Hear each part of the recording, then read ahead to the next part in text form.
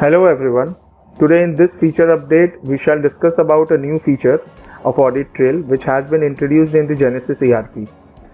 Before moving to the software working, let us first take an overview of an audit trail. Audit Trail in Genesis. Audit Trail will track changes at master as well as transaction level. Audit Trail cannot be modified. User login information will get captured for every change with date and timestamp. User can enable, disable and purge Audit Trail at module level. Detailed Audit Trail report is available for every module. And last point, by default, Audit of Audit will be maintained and it cannot be deleted.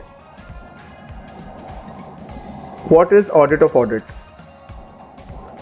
Audit of Audit is basically tracking of activities that takes place in audit module. Activities include enable or disable of audit trail and purging of audit trail. Now, for the better understanding of audit, let us take some scenarios that will clear our doubts. First scenario is list of modules that are selected for audit trail. Next, list of modules from which audit trail is disabled. Point number 3, date range up to which audit data has been purged. And point number 4, list of modules from which data has been purged. So all these are the scenarios which will get covered under audit of audit. And as we discussed, Audit of Audit cannot be purged or deleted by any user. Menus of Audit Trail in Genesis. 3 menus are available in Genesis for Audit Trail. The first one is Enable Disable. This menu will help in triggering the audit trail. Next is Purge. This will help in deleting the audit trail data. And the last one is Export. This will help in exporting the audit trail reports. How to enable an audit trail? First, go to the web admin. Under that, we will find utilities. Under that, there will be a broader menu of audit trail. And under audit trail, we will find 3 sub-menu. The first one is enable disable. After clicking on enable disable, we will get a list of modules with status. Status means either the modules are enabled or disabled. The user can select one or multiple modules for which he wants to enable the audit trail and then click on enable.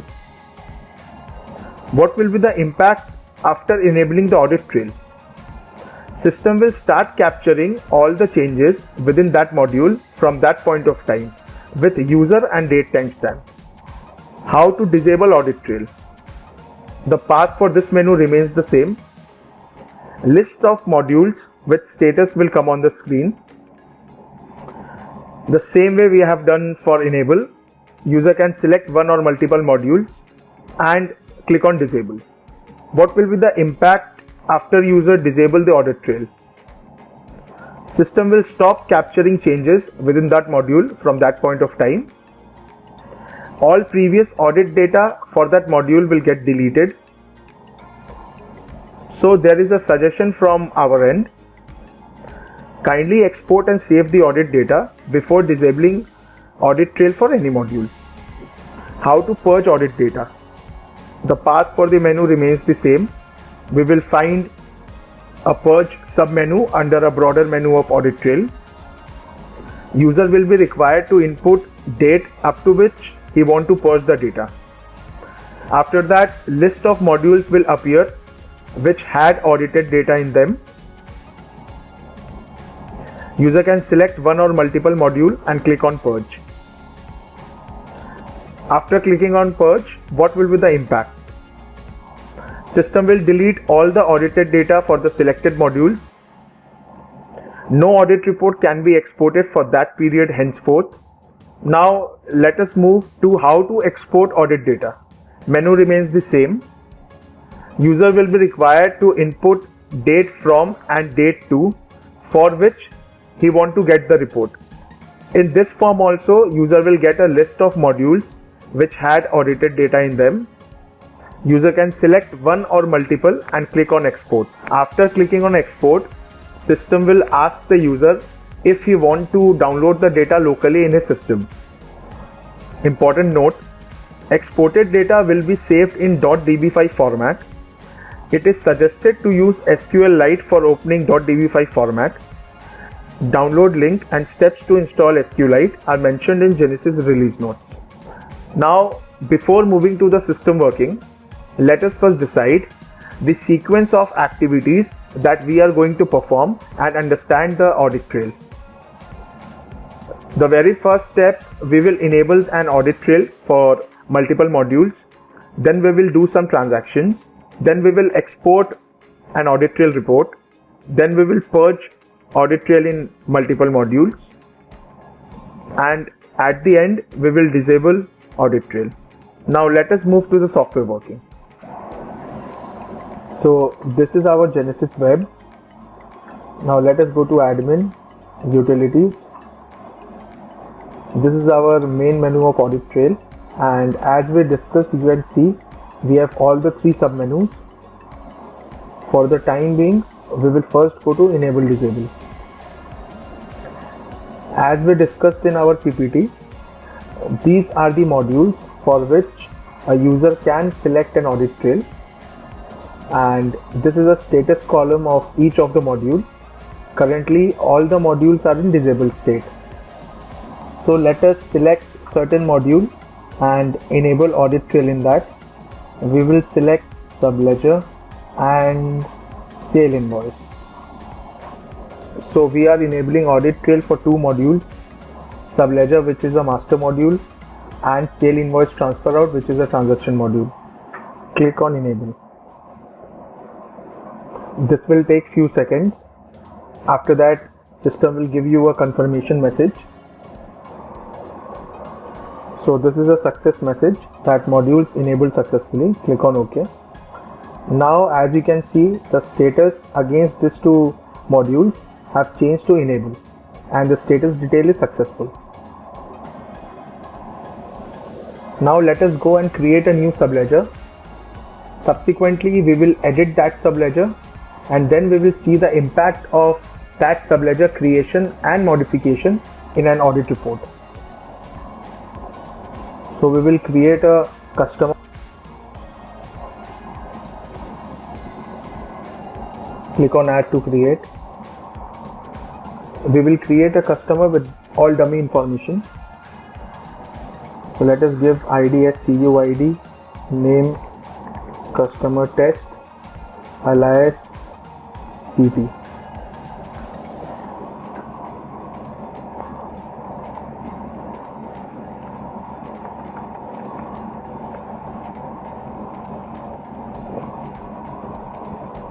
Class name as customer. Let us select the AR ledger.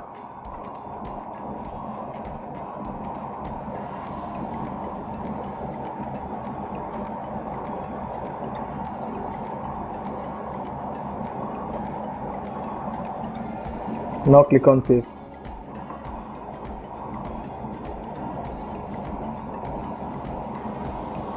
So we have created a dummy customer.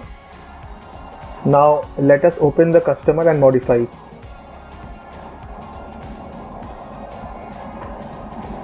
We will modify the alias name of the customer.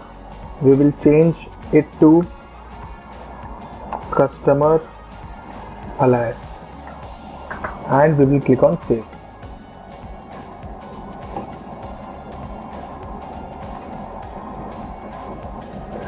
So we have successfully created a customer and we have modified it. Now let us go and extract the audit report for this customer master. Go to admin, utilities, export. So as we discussed in our PPT, for extracting any audit report, user need to specify from and to date. By default, your current system date will be auto populated. If you want, you can change here using the calendar pop-up. Click on search. We can even use username to search at a granular level. As you can see, we are getting audit reports for two modules. First one is subledger, in which we have created and we have modified, and second one is audit configuration. This audit configuration is a module relating to audit of audit, which we have already discussed in our PPT, but we will talk about it after a couple of minutes. Currently, let us concentrate on subledger. We will click on export, and a .db file will get downloaded. This is a message that a system is asking that if you want to download this file locally, click on yes. This file has been downloaded in your local system. We can just click on open. As you can see in this data structure tab, subledger table has been exported, in which we will get the audit detail. Let us go to browse data. So this is how our audit report looks like. This audit report has many columns. We will go into detail of each column, but before that, to understand this audit report better, we have created a FAQ list. Let us go through that and then we will come back to this audit report.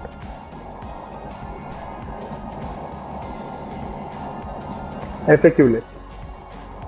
What are the modules in which an audit trail can be enabled in Genesis?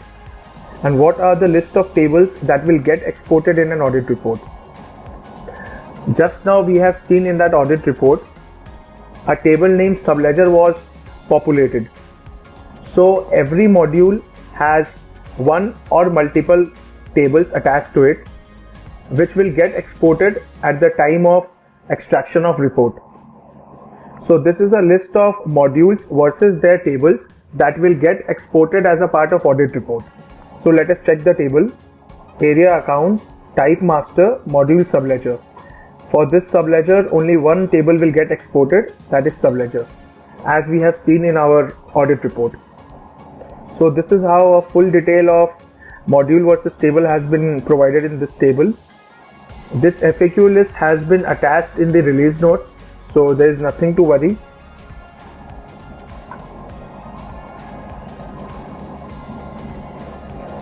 What is the audit configuration and purge history module? If you remember well, this audit configuration module was in the export list. So let us discuss it right now. What is the audit configuration? Audit configuration is a module that will by default get enabled when for the first time a user enables an audit trail for any module.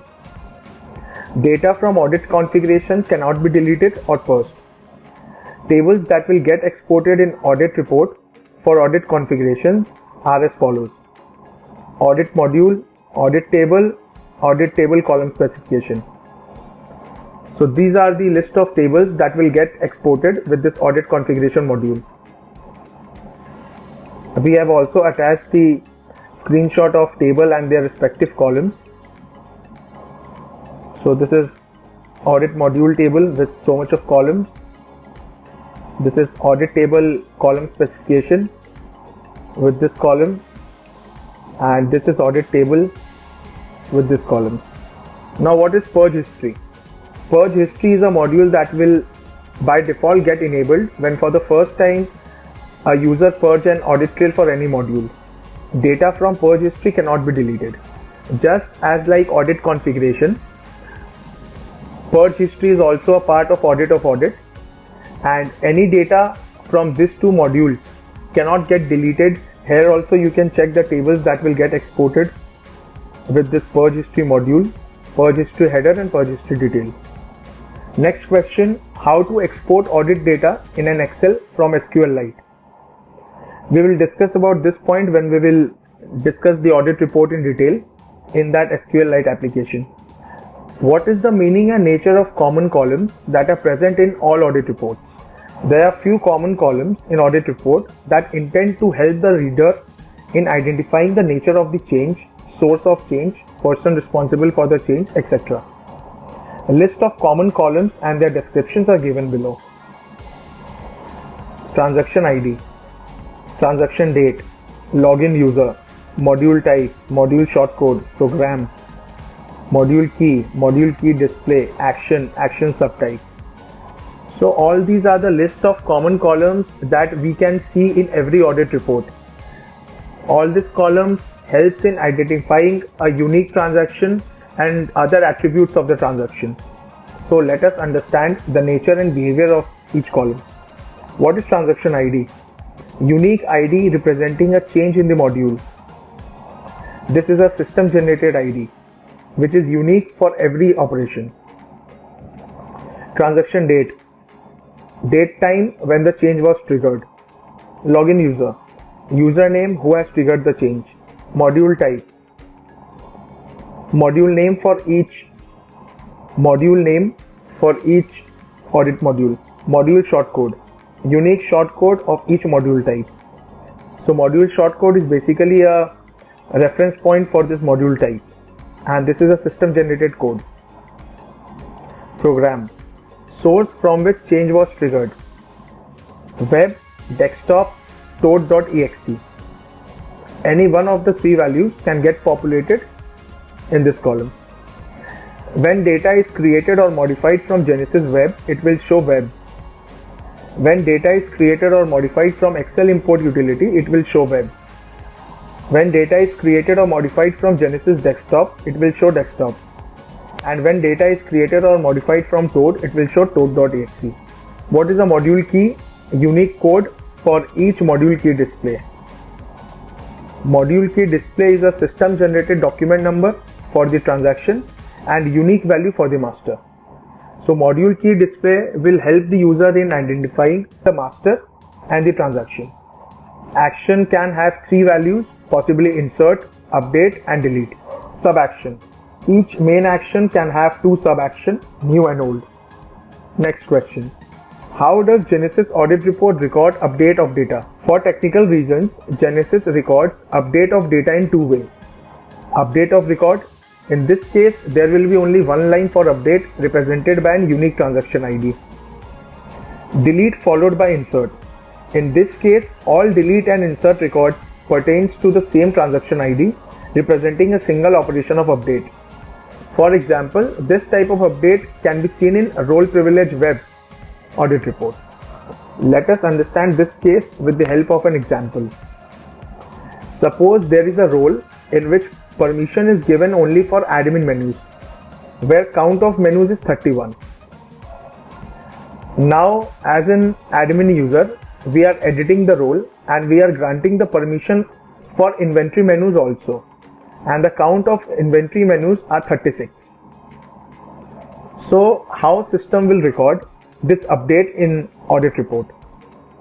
There will be a transaction ID which will be unique for an operation, and total lines for that transaction ID will be 98, where line with action as delete will be 31 for all admin menus which were already provided in the role will become under the delete action.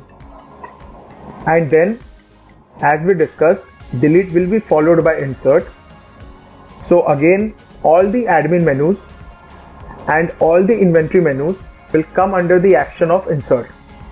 So total 67 plus 31, there will be 98 lines under this unique transaction ID. Next, how does Genesis audit report record insert of data? For technical reasons, Genesis records insert of data in two ways. Insert of record, where only one line for insert represented by a unique transaction ID, and insert followed by update. In this case, all insert and update records pertains to the same transaction ID representing a single operation of insert. For example, this type of insert can be seen in sale invoice or transfer out audit report. So we will be doing a sale invoice transfer out transaction and can see this type of insert in our audit report. Next, how will users understand the column names that are given in the audit report? Other than the common columns that are present in all audit reports, column names have been kept similar to the field names that users see at the front end. So it is very easy for the user to identify which column of the audit report represents which field in the UI. Next, what do old columns signify in an audit report? Old columns in an audit report will have value only when the action type for the operation is either update or delete. Old columns show values which existed in that particular field just before the change. It gives a basis for comparison of the old and new version of the data to the user so that they can understand the report in an easy manner. So now let us go back to audit report. So this is our audit report for Subledger, which we have extracted and exported. We can see there are two different transaction ID, which means there are two operations of update or insert, whatever it may be. Let us check it one by one. The first line has an action insert. That means this line is capturing all the data which we have inserted while creating the master. Let us check few columns. The name of the subledger was customer test, alias was CT. Since we have not inserted any data in this respective field, so they are blank. Contact number is this, if you remember well, and etc. So this is how insert operation is captured by the audit report. Now simultaneously we have also modified the same master. We can check this with the second record where the action is update, and we have changed the alias name. So let us directly go to the alias field. This is subledger alias and this is subledger alias old. As we discussed, old field will have value only when the action is update or delete. In this case, since we have updated the value, we are getting an old alias name which was CT, and we have modified it to customer alias. In all other fields you can see there is no data. In mobile number, the old and new value is same because we have not modified any value. So this is how a master table is captured by the audit report. Now let us go and create a sale transaction, and then we will see the impact of that in audit report. So before moving to the sale invoice, let us see how we can export this data to CSV. Just click on this icon, the icon of save, and you can choose any one of the following option: export to CSV or save as view. You can simply click on export to CSV and save the data locally, and then open that CSV file in Excel. Now let us create a sales invoice. Then we will subsequently modify it, and at the end we will delete the sales invoice, and post all the operations we will see the impact of this in audit report. So click on add. I have already created one delivery challan for a particular site, so I am going to select that site only, which is test site. We will select a challan.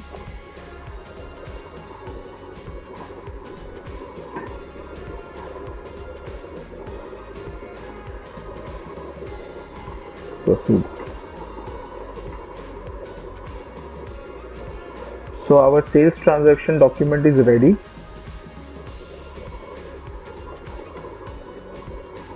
Our document is ready.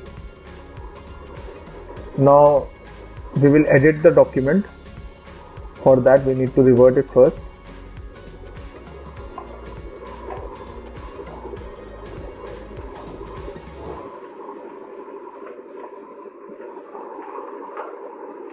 We will input the document number, say SAL01, and document date.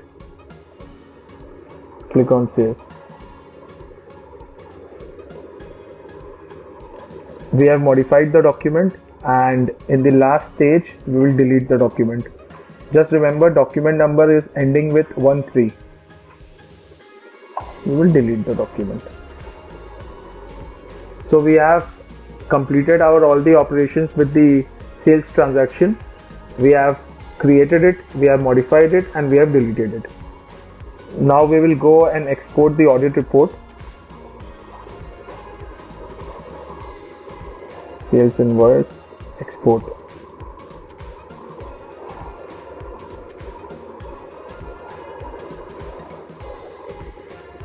So as we have discussed in our PPT session and in FAQ, you can see there are two tables, sale invoice header and sale invoice detail for sales invoice audit report.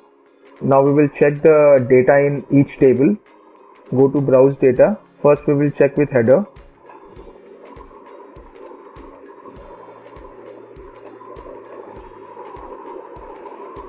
As you can see, there are in total 1, 2, 3 and 4 unique transaction IDs. That means 4 operations has been done which had been successfully captured by the audit trail. So let us go one by one. Let us filter the transaction ID so that we can check specific transaction ID.